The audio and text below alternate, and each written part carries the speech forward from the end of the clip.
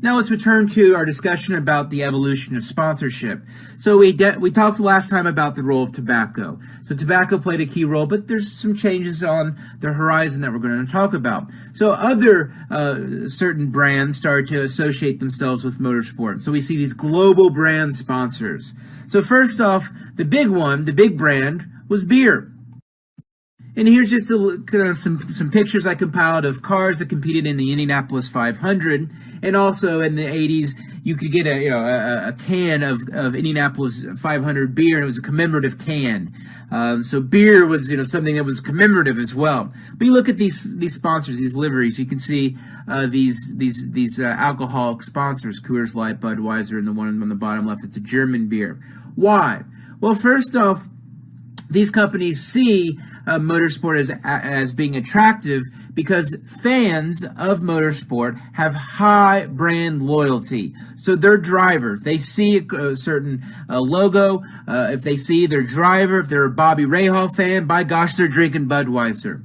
In NASCAR, Budweiser fans, they love their Dale Earnhardt Jr. And so Miller Lite fans, they love Brad Keselowski or whoever's driving the Miller Lite car now. So these high brand loyalty. So this speaks to the consumer, the particular type of consumer that motorsport attracts. And so beer, especially at the global level, saw this as attractive to spread their beer. I mean, beer is pretty cheap to make, and spread that product so that you can get more and more consumers to make even more and more profit.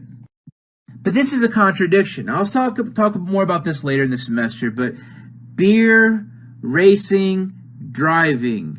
So over time, automobile racing events, especially these global elite events, whether it be Daytona 500, Indianapolis 500, or even a Grand Prix. I mean, they're events in which you see people drinking. There's a lot of drinking. In fact, the Snake Pit is almost promoted as being a party, promoted as being a drinking event. It's often sponsored by either Coors Light, Miller Lite. So you see high involvement. This is a contradiction.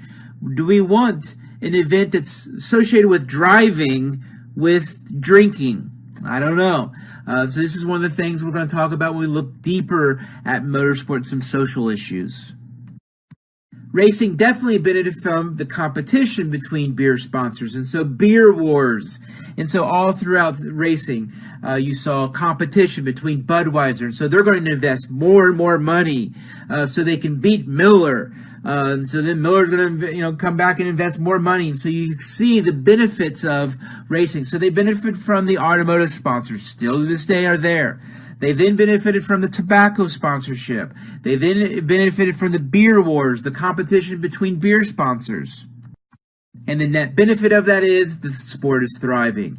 Highly funded teams are participating and competing against each other. And so even in hydroplane boat racing, you could say during their glory days of the 70s and 80s, here the Miss Budweiser was the name of this boat. This boat was in the series for several decades. And Budweiser brought their sponsorship, their advertising. And so Budweiser's then at the store, the grocery store, the liquor store, they're going to have a cutout of this hydroplane boat race. And so it's going to promote the series, promote the race. And so we have something called activation, in which it's a two-way street. Not only is Budweiser benefiting from their logo being in front of people attending the event, but they're also activating their sponsorship by putting a hydroplane boat in a liquor store. So people say, okay, that's pretty cool. I wonder what that is.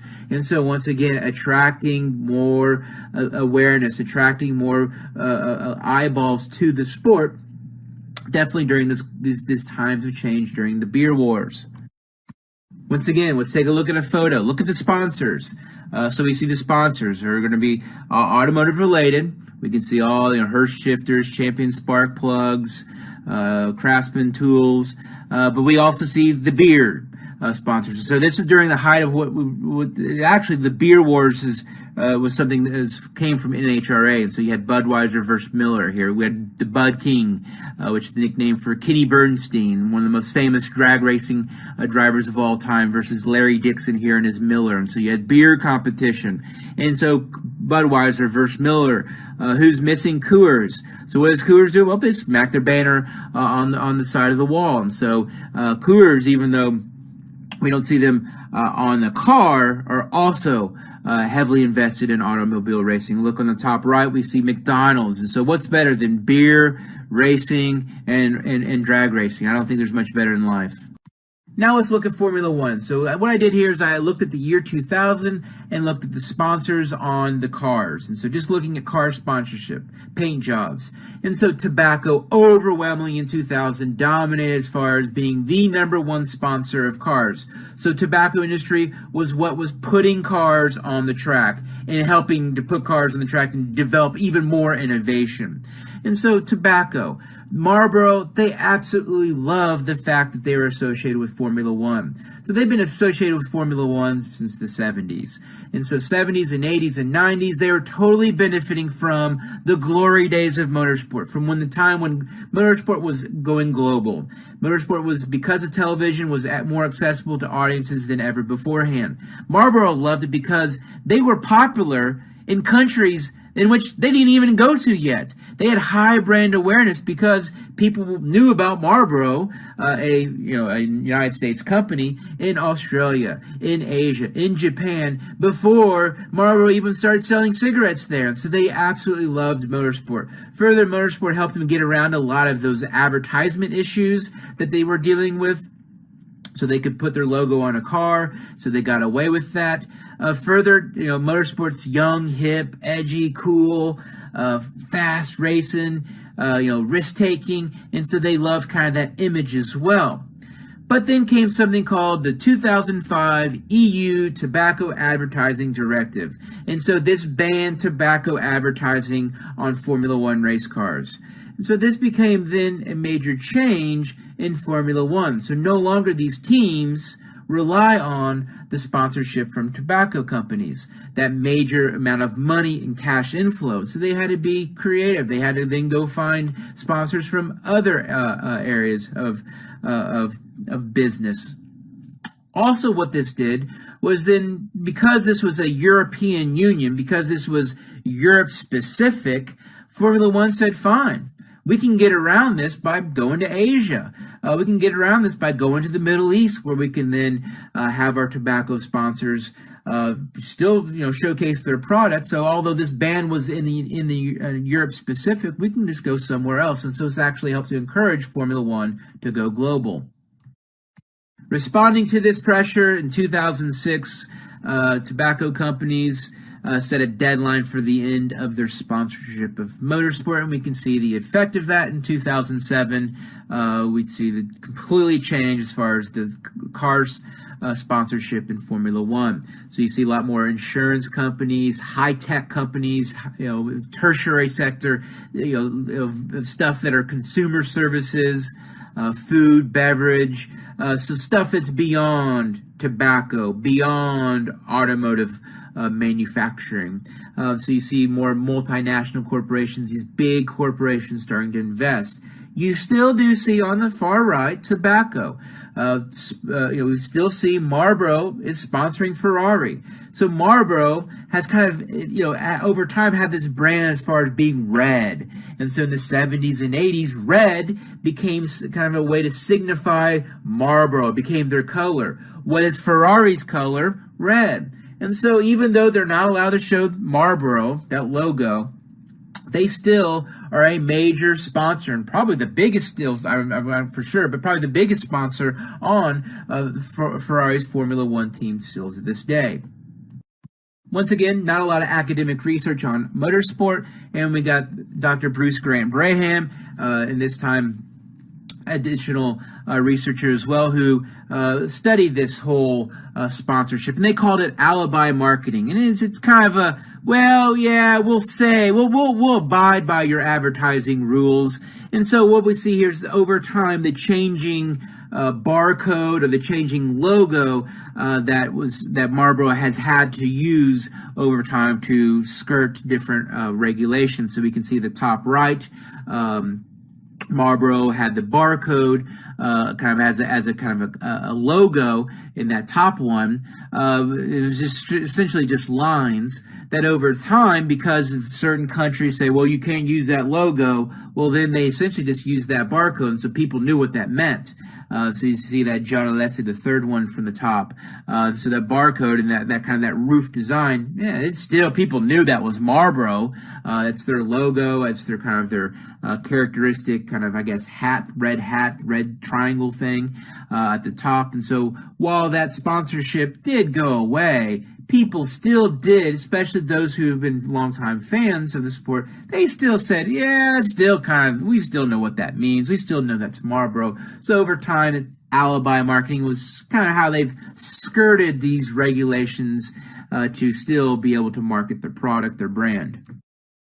Similarly, in NASCAR, you see the tobacco companies start to leave the sport. So you become, as NASCAR grew, they kind of shed that tobacco image. They shed that kind of that rural southeastern United States. Where's tobacco grown? It's grown in the Carolinas and it's grown in Kentucky. And so they kind of wanted to shed that kind of that image of themselves as they became a national, even more of a global brand themselves. And so NASCAR kind of got rid of that image. So as NASCAR really grew, so we think about these decades of change. More recently, NASCAR is one example of a form of motorsport that's had a recent boom period. Now, more recently, it's kind of had a decline. But here we see Jimmy Spencer's Camel stock car, NASCAR, here in. This was a very effective advertising campaign. What they would do? They have a camel mascot who would go around to the races, and he would go around, take pictures with kids and stuff. So the camel, that was great for them. They had 6-year-olds who are aware of their brand. Now, a lot of other people might not like that, the fact that 6-year-olds are aware of tobacco branding, but nonetheless, this was for Camel. They saw this as attractive. But over time, like I said, NASCAR moved on. So who became the sponsors? We think of these, NASCAR is very effective as becoming moving billboards. I mean, the shape of them. So, sponsors very good as far as having their logo shown on television. So you had more of these consumer goods, consumer brands. Once again, taking advantage of the fact that NASCAR fans are very brand loyal. So if they like you, they're going to go out and buy your products. So if you drive the Tide car, they're going to use nothing but Tide laundry detergent. And so because of this high brand loyalty, companies saw this as attractive. So you see on the right, the orange car, sponsored by Home Depot. Lowe's is a major sponsor. Fast, and also you still have automotive companies still involved, Aflac, insurance companies. And then we have Dale Jr. So he was sponsored by the National Guard. So this becomes kind of controversial, in which the National Guard, which is a quasi-U.S. government organization, and so you have taxpayer money that's essentially paying for the sponsorship of Dale Jr. And so National Guard said, this is great because NASCAR is booming. Dale Earnhardt Jr. is becoming the most popular race car driver in all the United States. Hopefully this is going to increase the number of people that want to enlist in the National Guard because of that high brand loyalty. But because they weren't very effective at showcasing the number of people who enlisted in the National Guard because of the sponsorship, over time it became more scrutinized. And I'll come back to military sponsorships a little bit later. Here's a list of companies in 2008 that were sponsoring advertisement during NASCAR events. And you look at this list. I mean, compare this to the 1980s. The 1980s was nothing but beer, tobacco, sponsors. And now, I mean, it's a variety of sponsors. And this is almost like we see at a golf tournament. Aflac, insurance companies, investment companies. This isn't what you would typically think of as NASCAR sponsors. And so this, once again, shows the boom in NASCAR into attracting bigger companies. Companies that are spending even more money on NASCAR, and that's going to increase car count, it's going to increase sponsor activation, it's going to increase the number of people aware of it, the media is going to want to cover this more, and so you can see how it all, once again, these mutual beneficial relationships with these key stakeholders, how over time, in case of NASCAR, they really had this boom period here in the 2000s.